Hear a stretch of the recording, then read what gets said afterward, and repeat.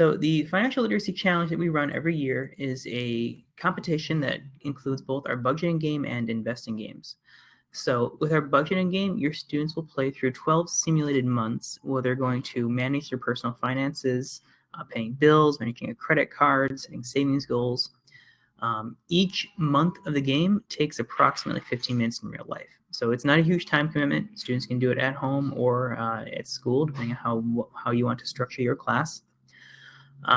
And the object of that game is basically to learn how to set and achieve savings goals and effectively manage their personal credit. I'll go into that in a little bit more detail in a minute. The investing game is the other half. So the other half, we give students a $10,000 in cash, virtual cash, I should say, and they build a portfolio of stocks, ETFs, bonds, and mutual funds. To keep students engaged in the game and to be a little bit more like investing in the real world where you're making regular contributions to a retirement account, we give students an extra $1,000 to invest every Monday morning. So students have the ability to start out with some cash, build a portfolio, and then we're going to give them more cash every week, and they choose how they want to add that to their portfolio. So they can build out and buy something new, or they can add to their existing assets. The rankings of the investing game are based on overall return, though, a percentage return. So even if they can join late or they participate a little bit, not at the start of the challenge, they're still okay because we control for that in the rankings where the students who started earlier don't have a huge advantage from extra cash. We adjust that down. So I'm going to jump in real quick and show you a little bit about what the budget game is all about. I'll also show you a little bit what the stock game is all about, and as teachers, how you can actually manage your class as they're playing through the challenge. So right here, you can see my dashboard. So I am logged in right now as a student, and I'm not in the FinLit challenge itself, so I can actually participate because that one doesn't start until Tuesday, but it's going to look very similar to this when I log in. So at the top left here, we have an assignment. We turned on all of the personal finance resources that we have available on PFinLab for this challenge. Now, students don't need to do the assignment that's attached to this, but if they do, they'll be able to earn a certificate that they can download and show off, and it's a PDF that they can put their name on, showing that they've completed the Personal Finance Lab financial literacy certification. Over here, I have my portfolios. So in the stock game, this is my stock portfolio. As of right now, I don't have anything. I'll get into that a little bit later about how this will look when I start buying things. And then I can see my budget game over here. So how much time I have left in the game, my net worth, my checking, savings balance, etc. There's some more information on this page that isn't quite as relevant, so I'm not going to get into it on this webinar. But for the budget game itself, let me walk through a little bit how it works. I'm going to play through a little bit of the game just so you can see what your students are expected to do. So for the first 6 months of the game, the students are a college student with a part-time job. And so they have lower bills because they have roommates in their apartment. They have variable paychecks because they just have a part-time job and they don't get the same number of hours every week. Midway through the game, the students graduate from school and they start their first full-time job. And so all the bill amounts go up because they don't have any roommates anymore. They're their own apartment, and all of their income goes up quite a bit too because they're now working a full-time job. But the mechanics of the game work the same in both cases. So the students start choosing where they want to live. So they make a lot of choices through the game and how they want to manage their finances. And they're doing a balancing act between choosing something they can reasonably afford, something that is going to give them a lot of wiggle room in order to build up their savings goals and emergency fund, which is a major component of the game, and something that's going to give them a decent quality of life. This is not the kind of game where students can just get a really high score by saving every penny. It really is a trade-off where if I choose the cheapest option, I'm going to have a little bit easier time hitting my savings goals. The more expensive option is going to go towards my quality of life, which is one of the components to the game score that we use for the overall rankings. So I'm going to choose the middle option. To start the game, they have their apartment where they're going to live. They also choose a TV and internet plan. I get an expensive one. I use quite a bit of data. A cell phone plan. I'm getting an expensive one there. And I also can choose what kind of groceries I'm going to have. I'm going to be a little more reasonable with this one.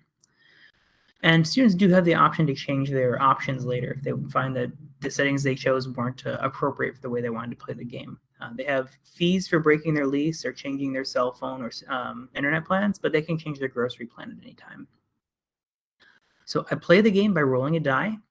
The die is going to move me forward half a day for every number that's shown here. So if I roll a 6, I'm going to move forward 3 full days. So let me roll it here.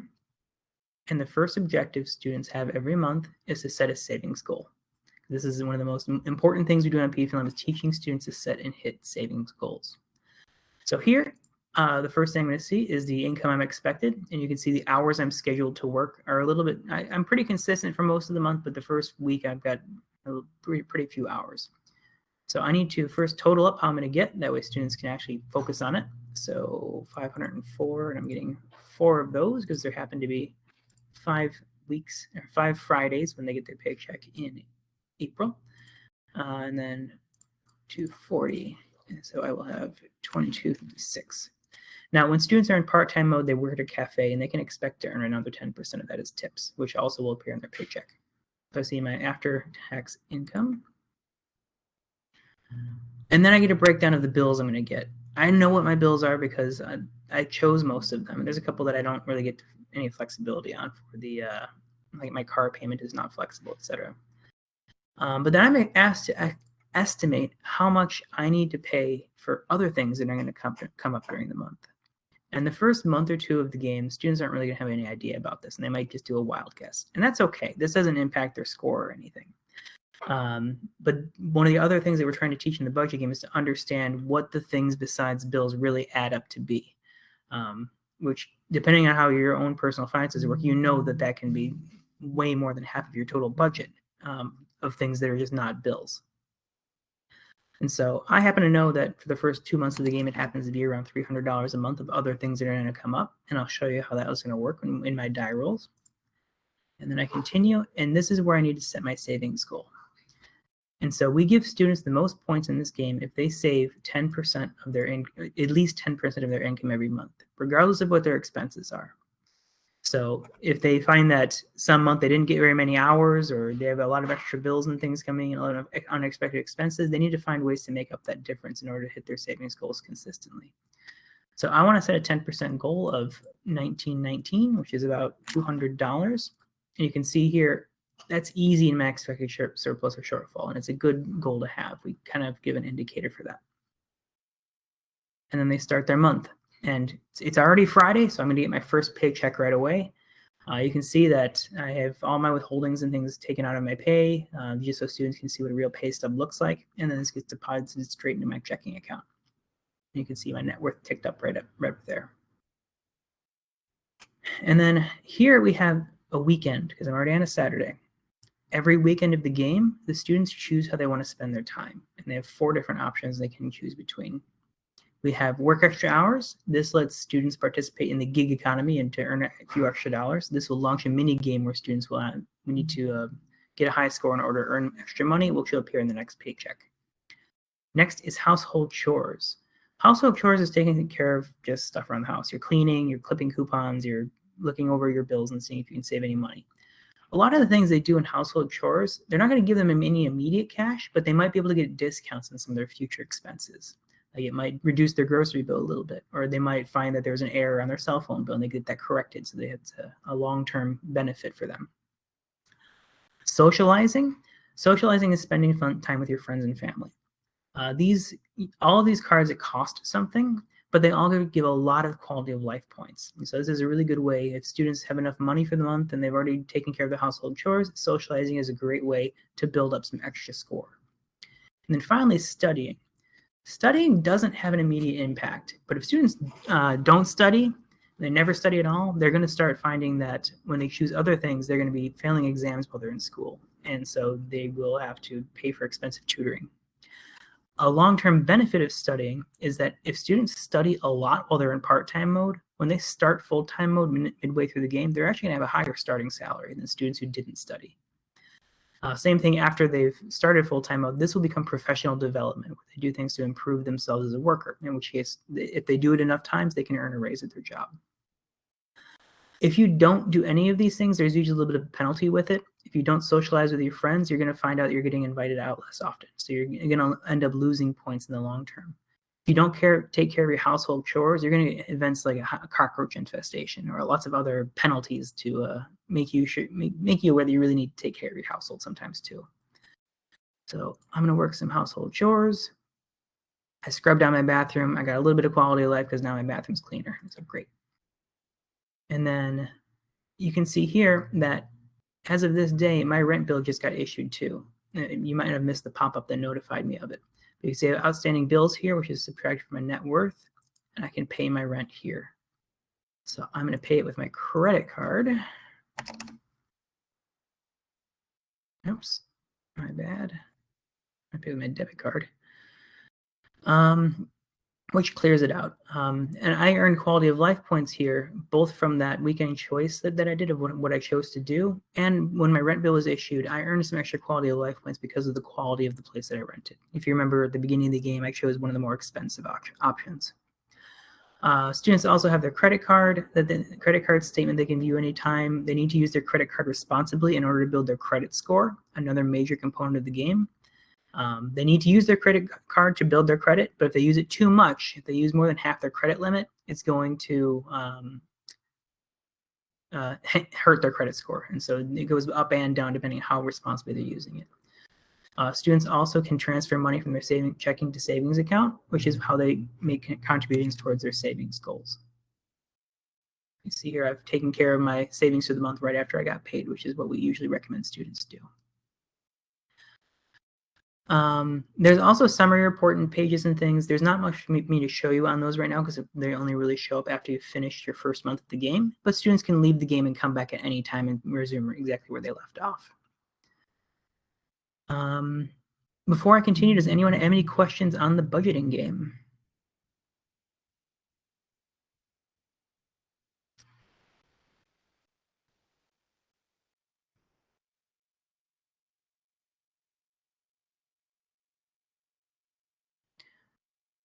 I don't see anything popping up right away. If you do have a question, just let me know and I can address it later in the presentation. So just in general, what the goals of the budgeting game are, the point of the game is for setting and hitting savings goals. So if they set a savings goal of 10% of their expected income and hit it, they're going to get a bunch of bonus points at the end of the month. Chad asked, how do you set up a class? I'm going to talk about that right near the end. Just hang tight with me. So yeah, they get the most points for setting and hitting a savings goal of 10% of their expected income. If they have a set of savings goal that's smaller, they'll get fewer bonus points. But if they set a savings goal and then miss it, they don't transfer enough money to their savings account, they're not going to get any bonus points at all. We also give a bunch of bonus points for building an emergency fund of at least $1,000. So they'll get a little bit of points when they save up their first $500, and you get a lot of points when they save their first $1,000. And we also give them points for building their in-game credit score through the responsible credit card usage. And then last but not least is points for building their quality of life. So in general, after students have built up their emergency fund and they've hit their savings goals for the month, they can invest in their quality of life, which is not just their bills. The budget game also gives the students an apartment where they can kit this out with fancy stuff they want to buy. It starts with some really basic folding tables and chairs, and they can buy a new bed or things to go on their balcony and some other fancy stuff. And these things all contribute to the students' quality of life scores.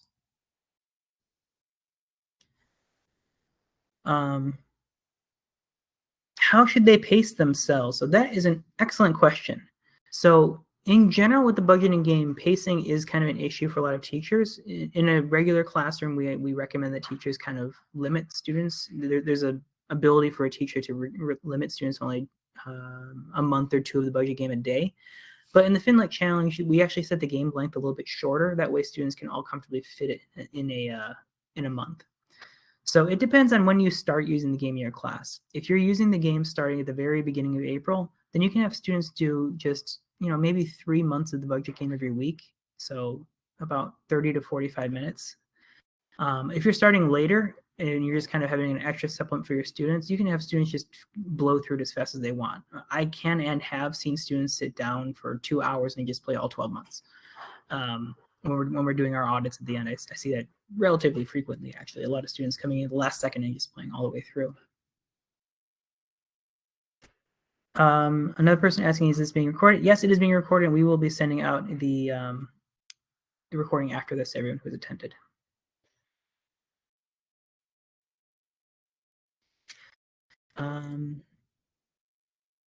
So next up, I'm going to talk a little bit about the stock game. So The stock game, the stock game features real-time stocks, bonds, ETFs, mutual funds, and research tools. So I will walk through some of this stuff so you can see it. It's a 1 month simulation. So a stock game is not really a measure of students being able to be really great long-term investors. We do have those weekly deposits put into place to help students understand what it means to rebalance their portfolio over time. But it's really more of an exercise for students to get their feet wet. Maybe your class already uses a different stock game on a regular basis, but they can still use this one as well. So on the stock game, let me go to the trading stocks just so you can see what it looks like. It's a really straightforward process. Students would go to the stock trading page. They would enter the ticker symbol or the company name of the company they want to buy. So like Tesla, I can see the Tesla stock will pop up here. They'll get a quote. By default, we have a quantity of 100, but they can enter any quantity they like. You can see the last price of this stock, how much it's changed today, a little bit more fundamental information. If they scroll down, they can actually see a lot more information about this company as well. So who are they? What do they do? News stories mentioning this stock. What's Wall Street saying about this stock? Price history going back all the way to when it IPO'd, so you can play around with that. The financial statements, so income statement, balance sheet, cash flow statement, they're all in here.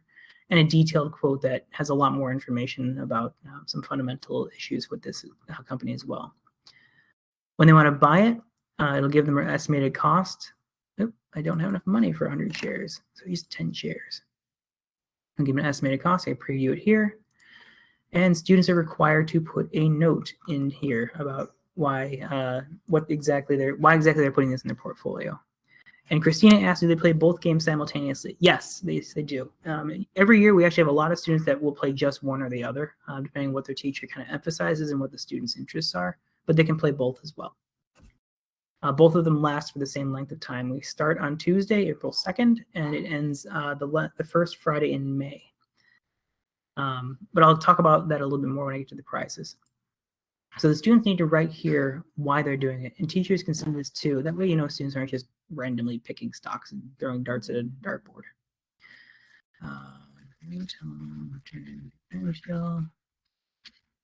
Product soon. So one of the first questions that I always get asked when we're talking about the stocking, especially when it's in a relatively short period of time, is that how do students really get started if they're not familiar with investing? So you can see here, I just bought Tesla. It's in my open positions here. We also show your open positions by charts, so you can see how well your things are doing over a 1 day or 1 month time span. But we have a lesson built in here explicitly to help students get started for the first time. We call it our basic research activity. And I have it here just so it's easy to find. When you actually start the FinLit challenge, it's one of the many items in the assignment. I see Jessica just asked, how much money do students start to invest with? The FinLit challenge starts with $10,000 in their portfolio. But every week of the game, every Monday morning, they're going to get an additional $1,000. So $11,000, $12,000, $13,000, etc. So they need to take that extra $1,000 each week and reinvest it. But in this basic research and comparing stocks tool, this really walks students through doing research and finding information about a company to decide if it's actually going to be worth investing in on their own. So this refers to tools that are in Personal Finance Lab, but it refers to things that you can find anywhere. So looking at a financial statement, looking at a quote of a stock. So you can see here, it's explaining what we're going to do. It's showing students how to find a symbol lookup so they can find the ticker symbol of a company they want to trade. And I happen to already know, let's say Coke is my ticker symbol. Once I put that in, it gives me the next thing I need to find. So let's look up the price, and it shows them where to find the last price on a quote. Let's just say it's 35, just to make this quick. Then it's saying EPS. And it's not just saying go get these things. It's also explaining, why does this matter? So what is EPS? Why would I as an investor want to know what EPS is, and what would it mean when I'm comparing it with another stock? And so this tool goes through a few things in the quotes. It takes one thing from the income statement, the balance sheet, the cash flow statement, just to get students introduced to what financial statements look like.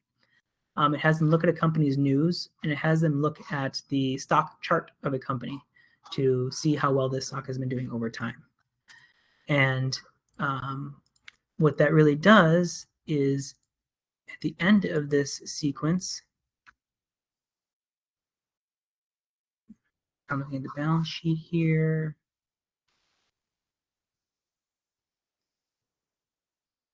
Cash flow statement. So you can see here, I'm getting stuff from the last 3 years of these statements, and then I'm calculating a trend to show how well this has been growing.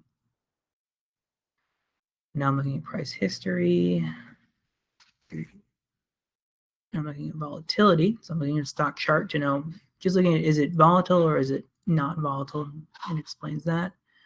What are news stories saying about this stock? And then this is the most important part.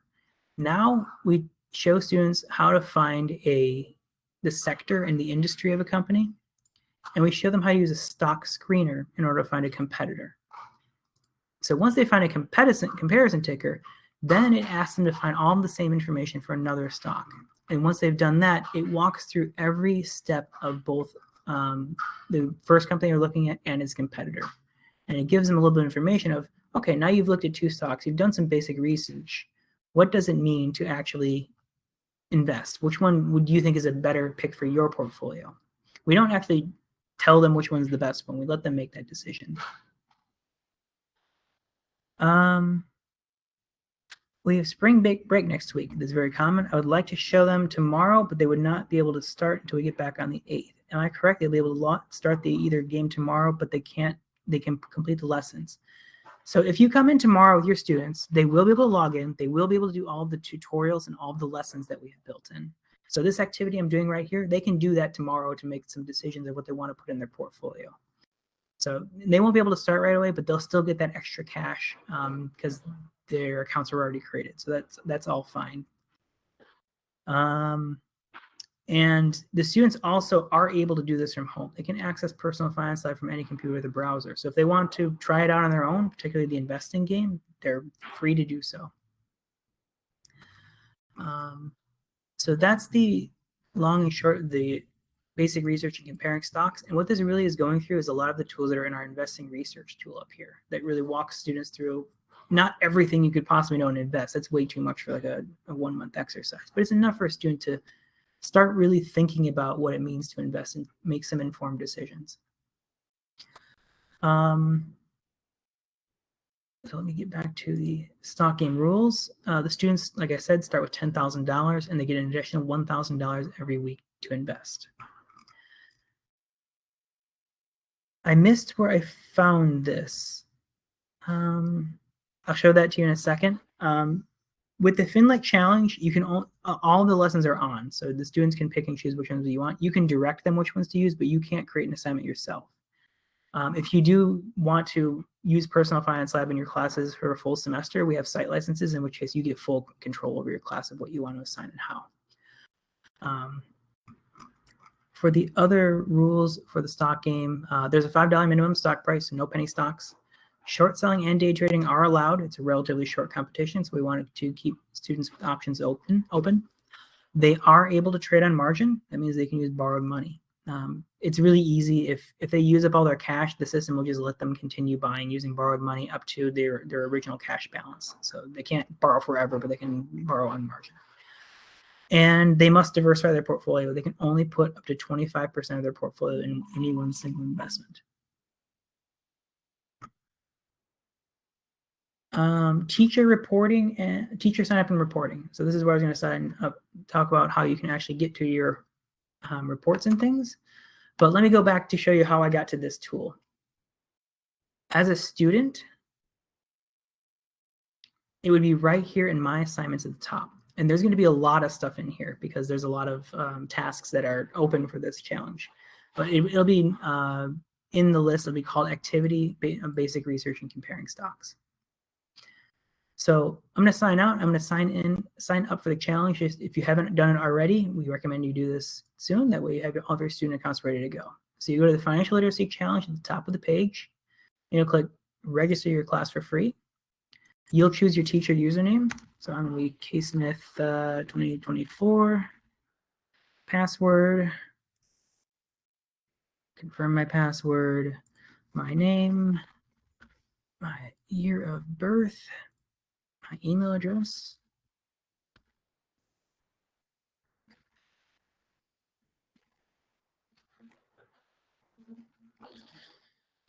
And these here are how you're going to get your student accounts.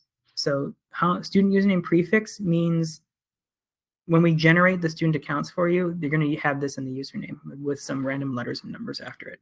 So I like using my school mascot. And when I was in high school, it was Knights. So Knights.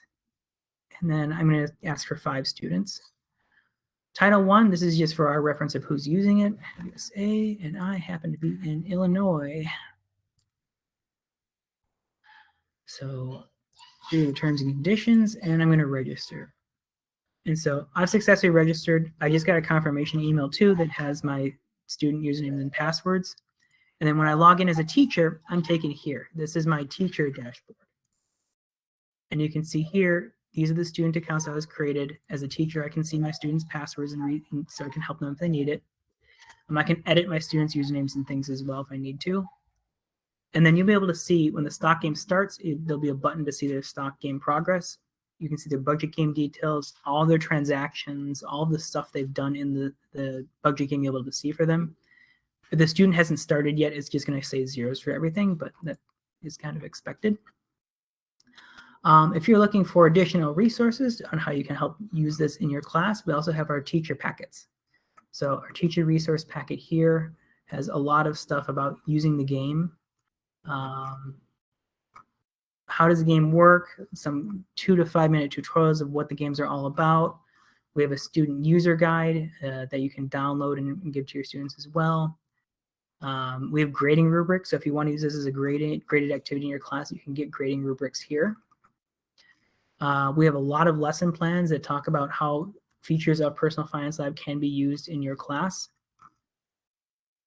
We even have course outlines. So this wouldn't really apply for the FinLit Challenge, but we have an 18-week and 9-week course outline of how you can use PFinLab in your class if you're using our full version. The 3-week one might work if you're looking for an outside of school program for the FinLit Challenge.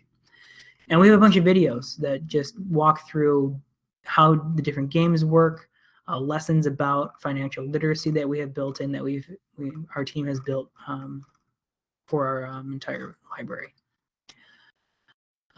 Otherwise, you can see how your students have done on the assignments. So all of the lessons and things, you can see what each student has done, how far they are through the full list, and you can see it's kind of broken down between a bunch of different categories here. Does it track how much time students are spending on the challenges? We don't have individual student time tracking, but your reports can tell you things like when's the last time they logged in, or in the budget game, when were they making their transaction? So when they got their paycheck, for example, you can see what time of the day that happened. You can see how fast they're going through. So this student's only completed 1 month of the game. This other student's already completed all 12 months. You can see all those kinds of things. And then when you look on the stock game report, you'll be able to see the timestamps of every time a student's been making trades, along with just a count of their trades so you know who's been the most active.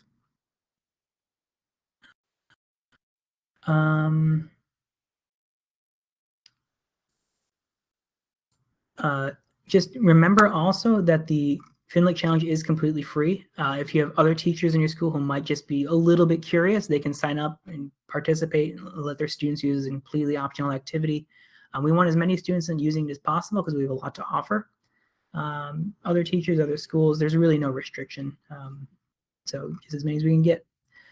So we give each student their username and password and they are able to sign in. Yes. And students can change their password after they log in. And if they do, you can still see what they changed it to as the teacher. Normally that's not visible on our end, but when it's a special generated account like that, yes, you can. And there's 2 extras. So the students who complete all of the supplemental personal finance lessons by May 31st, so even after the challenge is over, they can keep going back until May 31st, can download our financial literacy certificate of completion, which I briefly mentioned before. And students who complete all of the supplemental investing 101 lessons, so focusing on investing, can download our investing 101 certificate of completion as well. And the other extras, the stock comparison tool that I briefly went through, and it's also a tax return tool. So April is tax month. So another one of the lessons that we have here in the income and taxes section is all about filling out the 1040. And so this one might be a great activity for tax day. It walks a student through filling out a 1040. It gives them the scenario, it gives them W-2s, it gives them, it even gives them a 1099, and it walks through every single item that's on this tax form, explains what it is. So this is probably a 15 to 20 minute activity in and of itself, where you can have them walk through the tax activity.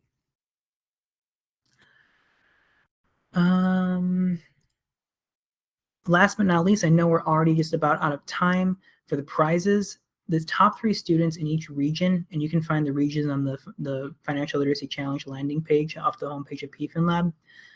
Each of the students in the top 3 students in each region win a $50 Amazon gift card, both for the stock game and the budget game. The top 3 students overall in each game win an additional $50. So those students get $100 total.